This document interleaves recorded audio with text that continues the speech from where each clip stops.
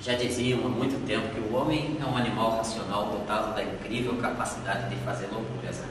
E à medida que a cidade cresce, aumenta na mesma proporção a possibilidade de grandes incêndios ou de incêndios com vítimas. Aí, a necessidade premente da prevenção.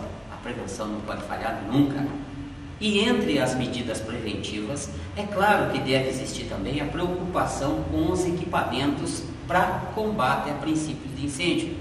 E esse é o nosso assunto de hoje, os equipamentos portáteis de combate a incêndio, mais especificamente os extintores.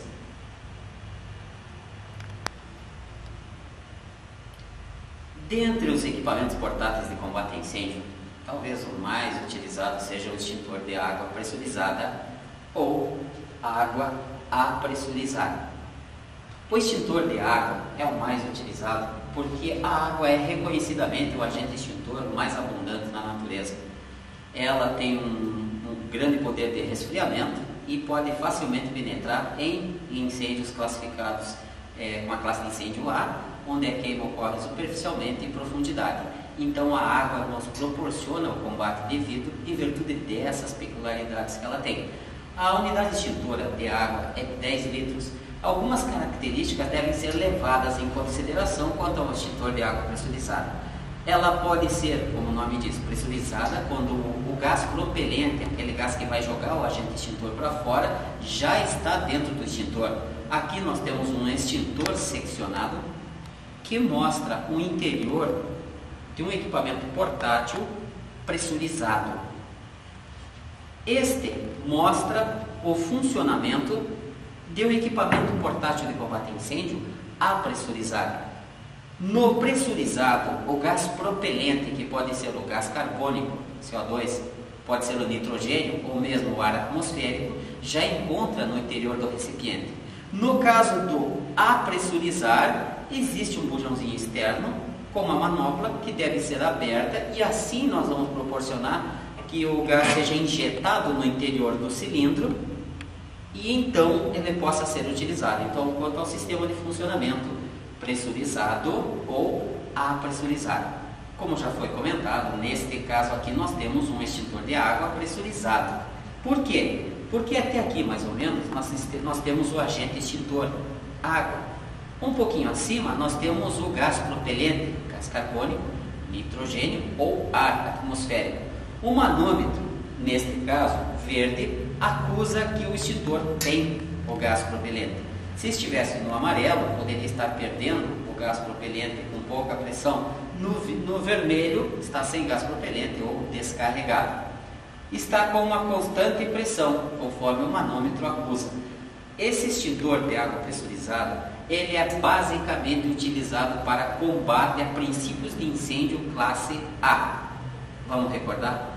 Princípios de incêndio classe A são aqueles que envolvem os materiais sólidos fibrosos, tipo papel, madeira, as cortinas que nós temos aqui nessa sala, o carpê, a mesa, as cadeiras, tudo isso pertence a materiais de classe A. Por quê?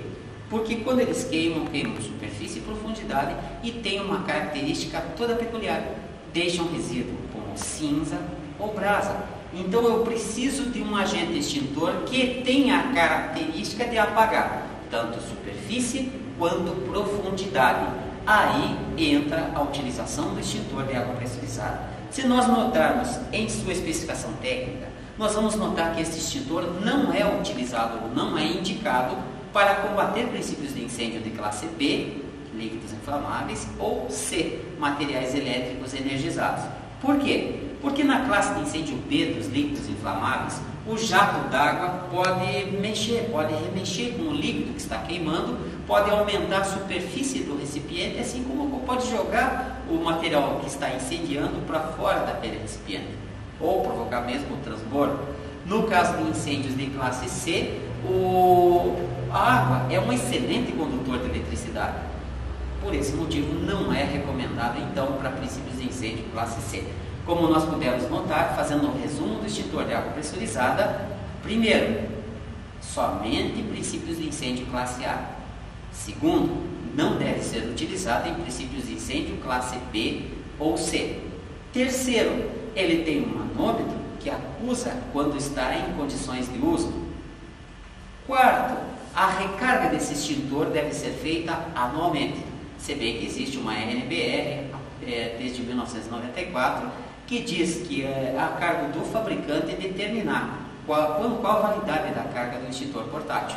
Mas a princípio o Corpo de Bombeiros no Paraná ainda utiliza cobrar a recarga desses extintores anualmente. Outra coisa importante é sobre o casco deste equipamento. Ele pode estar marcado no rodapé ou na ogiva a sua data de fabricação. É válida por 5 anos e uma vez ultrapassados esses 5 anos ele deve ser submetido a um reteste, também chamado de teste de hidrostática. Esse teste vai nos dizer se esse equipamento tem ou não condição de ser utilizado por mais um período de 5 anos.